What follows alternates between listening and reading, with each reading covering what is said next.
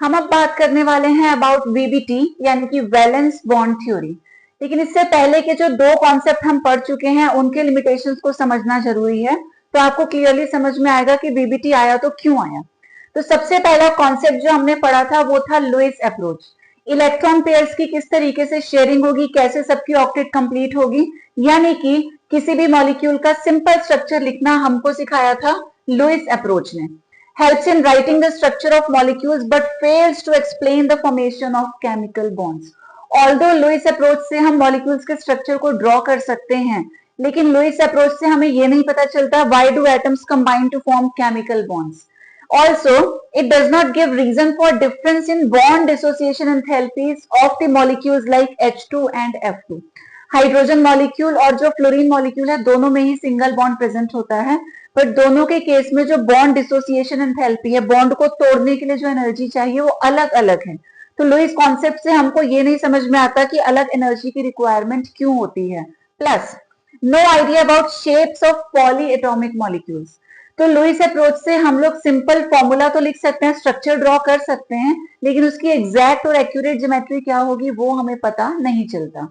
तो Lewis approach के बाद अगला आया था वीएससीपीआर। तो वीएससीपीआर थ्योरी के बारे में भी हम लोग पढ़ चुके हैं, काफी अच्छी थ्योरी है। इससे हम लोग मॉलिक्यूल्स की ज्योमेट्री इजीली समझ सकते हैं, लेकिन इसके भी कुछ लिमिटेशंस थे। तो it gives the geometry but has limited applications. तो बहुत ज्यादा वाइड इसके एप्लीकेशंस नहीं थे, बेसिक यही था कि मॉलिक्यूल्स की ज्योमेट्री को डिस्क्राइब कर देता है।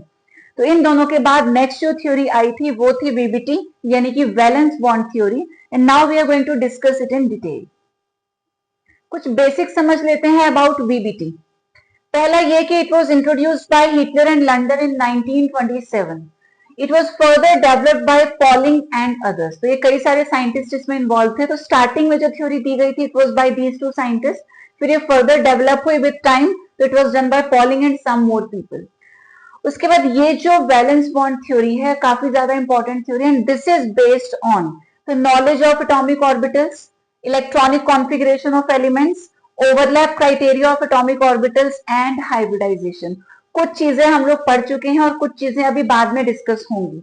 लाइक एटॉमिक ऑर्बिटल्स के बारे में हमको पता है, किसी भी एटम में शेल के अंदर सब शेल्स होती हैं, उसके अंदर ऑर्बिटल्स होते हैं, which are the areas where probability of finding the electron is maximum.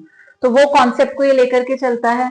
उनका इलेक्ट्रॉनिक कॉन्फ़िगरेशन ये भी हम लोग ऑलरेडी कवर कर चुके हैं कि कैसे एलिमेंट्स का इलेक्ट्रॉनिक कॉन्फ़िगरेशन हम लिखते हैं इनटू शेल्स एंड सबशेल्स।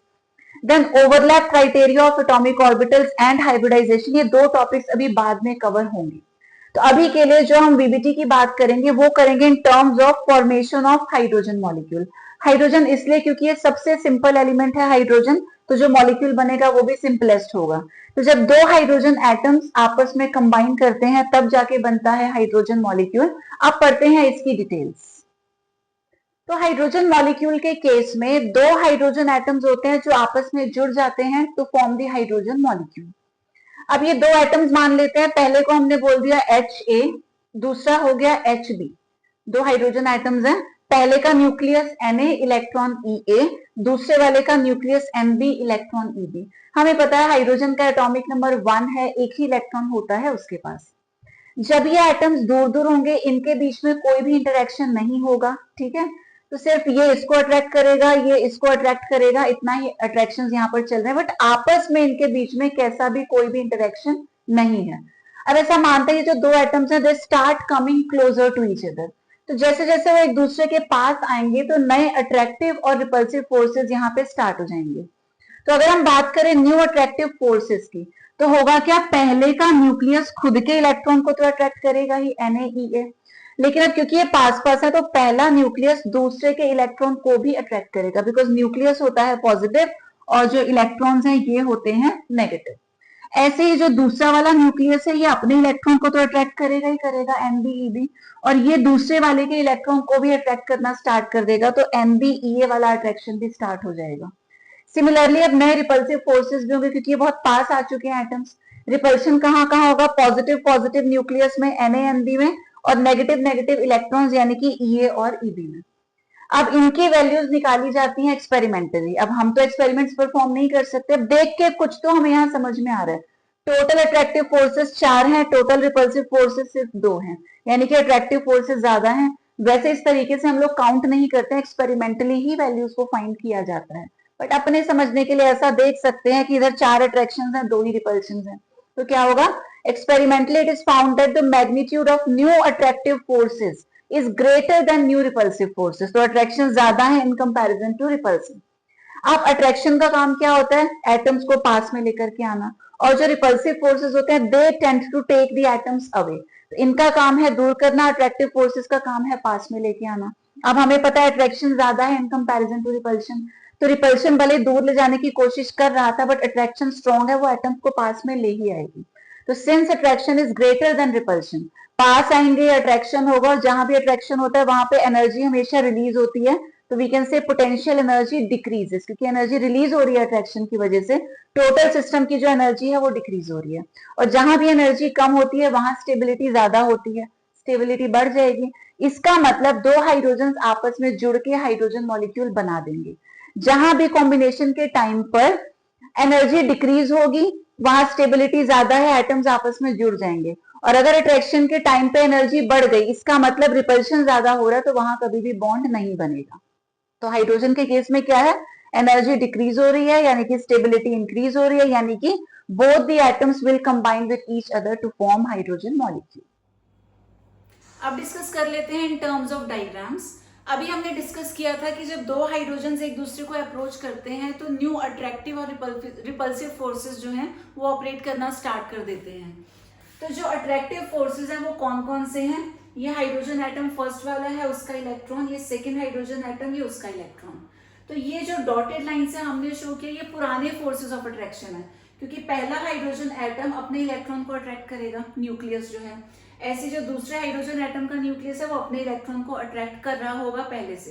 तो ये पुराने फोर्सेस यहाँ शो किए गए हैं। और जो प्रॉपर यहाँ डार्क लाइंस है यहाँ से हमने न्यू फोर्सेस को दिखाया है। तो जो दूसरा वाला न्यूक्लियस है सेकेंड एटम बी का, वो पहले वाले के इलेक्ट्रॉन को अट्रैक्ट करेगा, और जो पहला न्यूक्लियस है वो दूसरे वाले के इलेक्ट्रॉन को अट्रैक्ट करेगा। तो टोटल यहाँ पे अट्रैक्टिव फोर्सेस हो गए 4। ऐसी अगर हम न्यू रिपल्सिव फोर्सेस की बात करें तो one nucleus and the other nucleus, दोनों क्योंकि पॉजिटिव है, ये देखो रिपेल कर रहे हैं, दूर जाने की कोशिश कर रहे हैं। ऐसी जो दो इलेक्ट्रॉन्स हैं both of them are negative, ये भी एक दूसरे को रिपेल कर रहे हैं, they are trying to go away.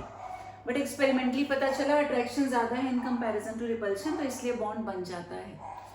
यहाँ पर हमारे पास है पोटेंशियल एनर्जी कर्व। तो एक साइड हमने लिया है energy which is in kilojoule पर मोल, दूसरा है इंटर न्यूक्लियर डिस्टेंस, दो एटम्स के बीच का डिस्टेंस।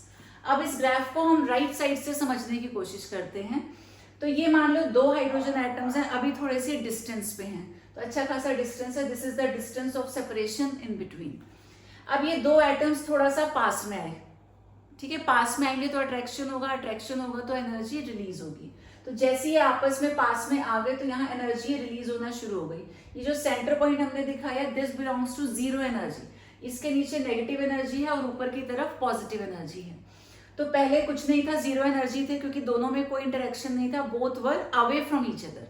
बट जैसे जैसे एक दूसरे को अप्रोच करने लगे, पास आने लगे, तो एनर्जी डिक्रीज होना स्टार्ट हो गई, और पास आ रहे हैं पास आ रहे हैं, तो एनर्जी और डिक्रीज होती जा रही है होती जा रही है। फाइनली क्या होगा, एक ऐसा टाइम आएगा जब एनर्जी बहुत ही कम हो जाएगी। तो ये जो मिनिमम एनर्जी है इस टाइम पे क्या है, दोनों के बीच में अट्रैक्शन काफी स्ट्रांग है, और ऐसा मानते हैं दोनों के बीच में बॉन्ड बन गया, ओवरलैपिंग हो गई, बॉन्ड बन गया। अगर उससे ज्यादा एटम्स को हम पास में लाएंगे, अब क्या होगा, रिपल्शन स्टार्ट हो जाएगा, और ज्यादा आगे नहीं आ सकते, क्योंकि इसका न्यूक्लियस रिपेल करेंगे, इसका इलेक्ट्रॉन भी एक दूसरे को रिपेल करने लगेंगे। तो यहाँ पे आके बॉन्ड फॉर्म हो चुका है, ओवरलैपिंग हो चुकी है, मिनिमम मतलब यहाँ नेगेटिव एनर्जी है इस टाइम। इसके आगे अगर हम और पास लाने की कोशिश करें तो देखो एनर्जी एकदम से बढ़ जाती है, काफी हाई हो जाती है। तो एनर्जी बढ़ने का मतलब स्टेबिलिटी कम हो गई, यानी कि इन दोनों एटम्स के बीच में रिपल्शन स्टार्ट हो जाएगा। तो ये जो मिनिमम एनर्जी हमको मिलती है दो एटम्स के बीच में, इसको हम लोग क्या बोलते हैं, बॉन्ड एंथैल्पी, क्योंकि इसी कंडीशन में आकर के बॉन्ड बना है। अब एक चीज और आप याद रखना, बॉन्ड्स को बनाने में जितनी एनर्जी रिलीज होती है उसी बॉन्ड को तोड़ने में सेम अमाउंट ऑफ एनर्जी जो है वो एब्जॉर्ब होगी। अगर ये -x है तो बॉन्ड तोड़ने के लिए +x की जरूरत पड़ेगी, तो जो मैग्नीट्यूड है एनर्जी का वो सेम रहता है। तो ये हो गया पोटेंशियल एनर्जी कर्व।